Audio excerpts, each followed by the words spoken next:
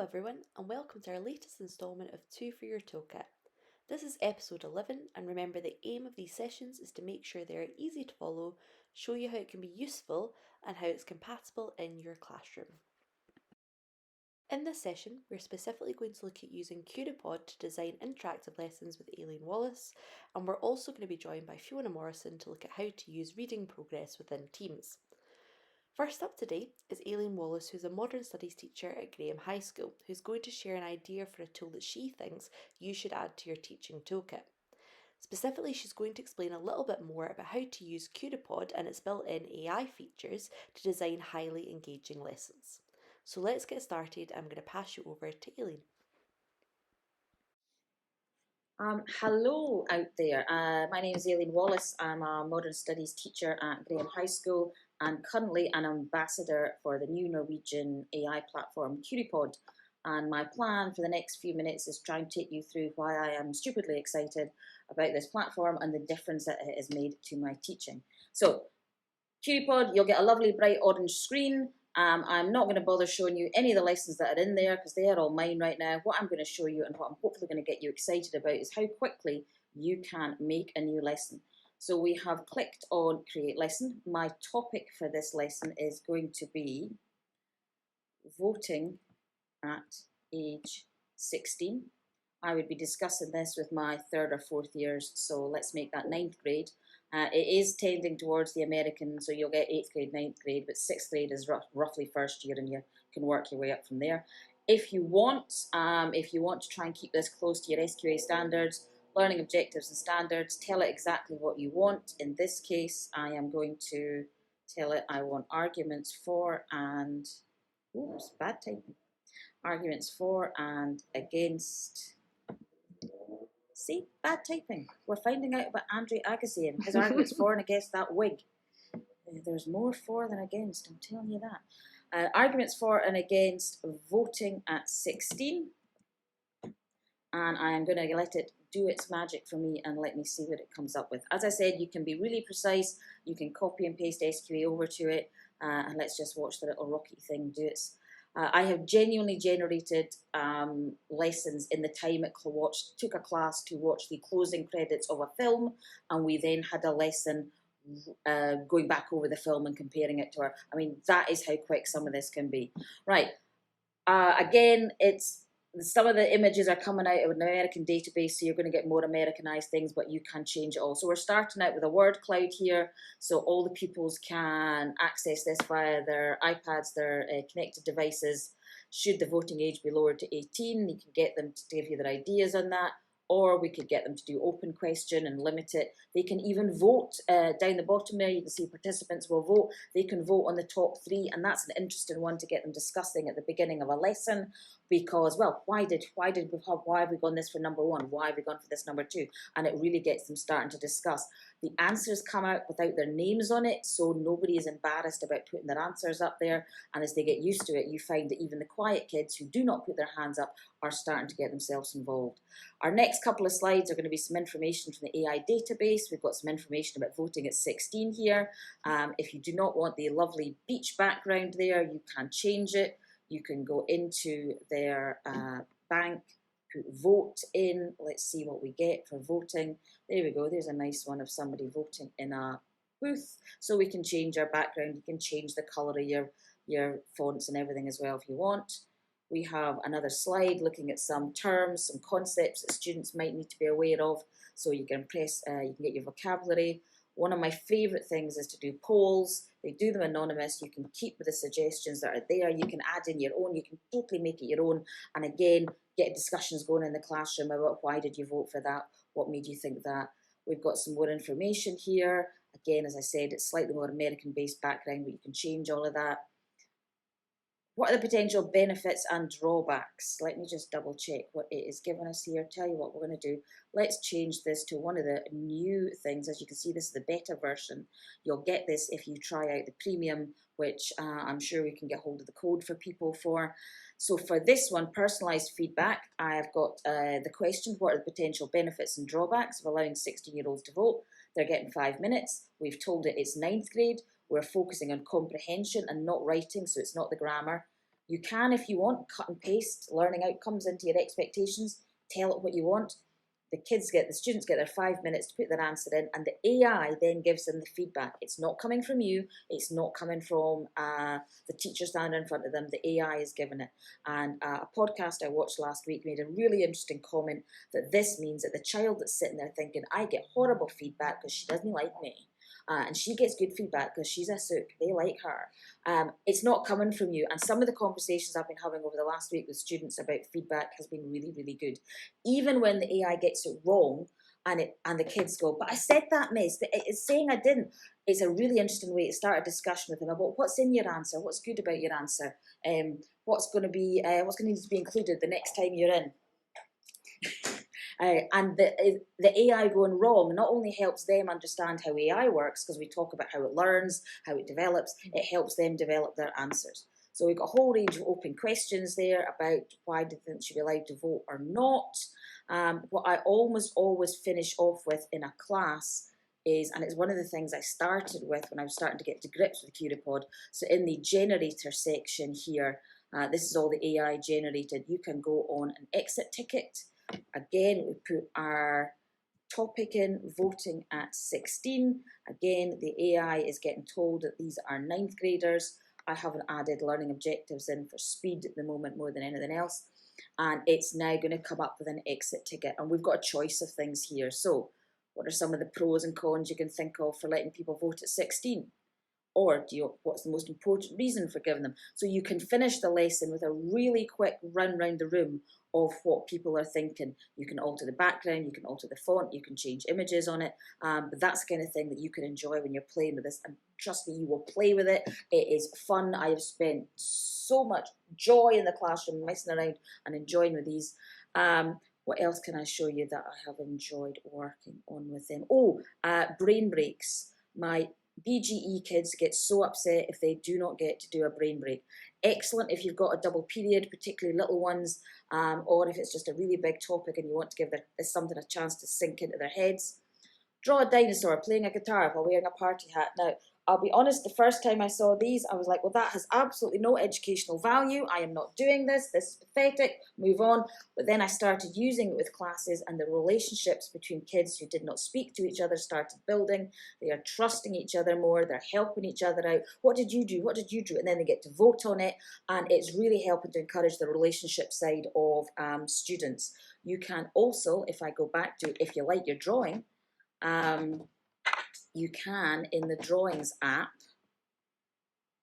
if you see in the top right hand corner, we've got a little picture slide, you can upload something yourself. So if you want them to highlight on a diagram of coastal erosion, where is the stack, where is the arch, if you want them to mark on a map of World War I, where are the trenches, the students can mark on that for you. You can do anything you like with that, not just have them drawing dinosaurs, which is fun but not useful for SQA.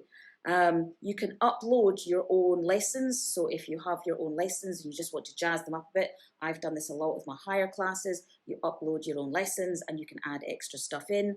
Modern languages people, you can translate this into more languages than I have heard. EAL students as well, you could do a deck for them and translate it into a language for them. You can get feedback from this much quicker than you can with the whole class, particularly if you've got classes of 30.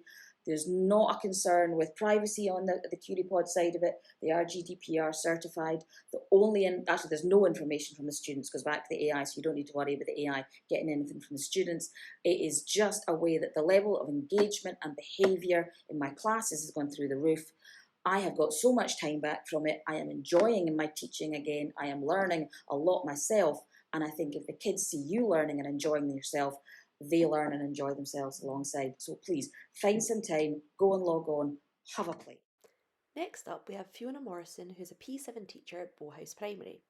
Fiona is going to share some ideas for how to use the reading progress feature that's available within Teams to monitor your pupils' fluency in reading. So I'm going to pass you over to Fiona. Hi there, I'm Fiona Morrison. I'm a Primary 7 teacher at Bowhouse Primary School, and today I'd like to share with you how I've been using reading progress within Teams to monitor the fluency of my children's readers. reading. So I'm going to go into Teams. Hopefully you can follow my screen, and I'll show you how to use it. So first of all, choose the team that you would be using. I've got a lot of teams here.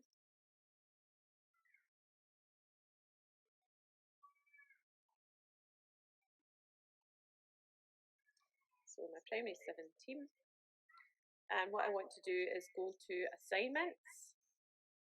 So I've just clicked more at the top, assignments.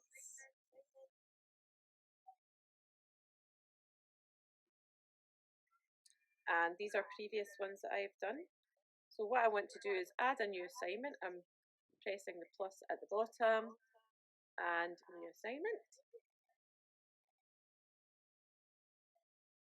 So my title is just going to be reading fluency task. And what we have to do is, as if we're going to attach a document, we press attach, and you'll see there's 5 down, there's reading progress 5 down, so press that. And what you can do now is you can import your own reading. So if you want them to do a specific piece of reading, you would put that onto a Word document or a PDF. What I'm going to do today is browse the sample library. And the sample library has samples from ReadWorks. Now, although the grade levels are American, they do let you view them, so you can look at the number of words that they have, you can look at the title to see what the topic might be, but you can also pick different abilities, and I think I wanted one that was to do with World War II. You can find it. There, it's at the bottom, and what I can do is actually preview that. So if I click on it, there is the option to preview it. And I'm looking at that thinking, yes, I think that's about the right ability for my top group. So I can select that. And at the side, you can see that it's non-fiction, how many attempts, you can change that if you want your children just to have the 1 attempt, or I'm going to leave mine at unlimited. I'm not going to give them a time that they have to do it in, and I just let it default to sensitivity. Now, if you keep reading Coach on, what that will do is it will pick words that it thinks the children need to practice, maybe sounding out the word and also the meaning of the word. So now I'm going to click next.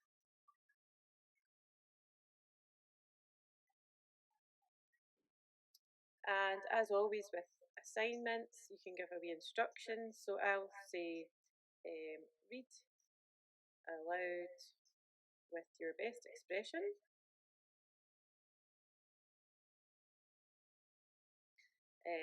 And remember to take your time, because they do tend to read quite quickly when they're on camera.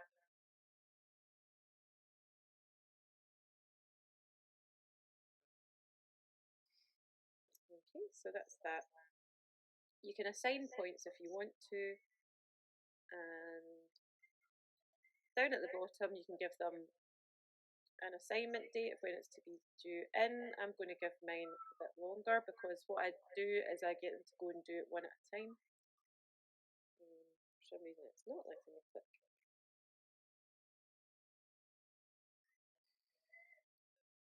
Due date. There we go. I'm just going to click a week so that they've got plenty of time. And done. Now all I have to do is assign it. And you'll see reading fluency task 23rd of February is there for them to do. And it can show me who's handed it in, just like a normal assignment. Now it might be useful to look at ones that have already been handed in. Let me find another one, sorry.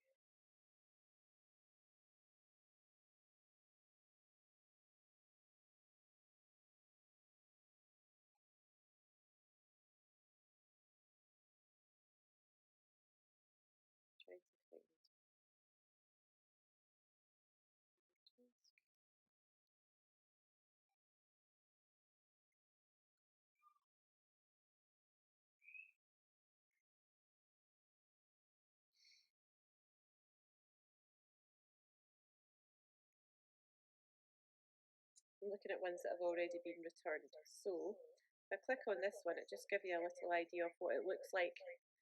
So I can press play and it will show me my pupil reading. But what you can see here is the accuracy rate. I can listen to him reading along with that, and I can decide if I agree with mispronunciations and insertions and things. And it also tells me that he's practiced 5 words. Combination, when, particles, incredibly, and dioxide. And it's telling me how he got on with them and how many attempts he did. And then at the side, you can see that I've left him some feedback before I send it back to him. So I've just said some great bits of reading, and some of the words he was stuck on were kind of topic specific. And I find that this is really helpful for sort of tracking meetings and things like that. Also in P7 we don't have the same amount of time to hear the children reading as we would when they're younger. So they can go away and independently do this in one of the little rooms that we've got here, and then I can access it later on and give them their feedback. So it's just really helpful to be able to give individual feedback, and also, like I say, the children really enjoy it because it's on their iPads, and it's really, really helpful in tracking meetings if we have to sort of justify what level we think they're at for their reading fluency. So I hope that's been helpful. So I hope you've all found something in this 2 for Your Toolkit session that you can take away, either some new tips or a new tool to try out. I'd like to take this time to give a big thank you to both Aileen and Fiona for their time and for contributing to the content of this video. Please don't forget there are lots of other places where you can access ideas and support from the Connected Falkirk team, which you can see on the screen just now. Thank you so much for watching.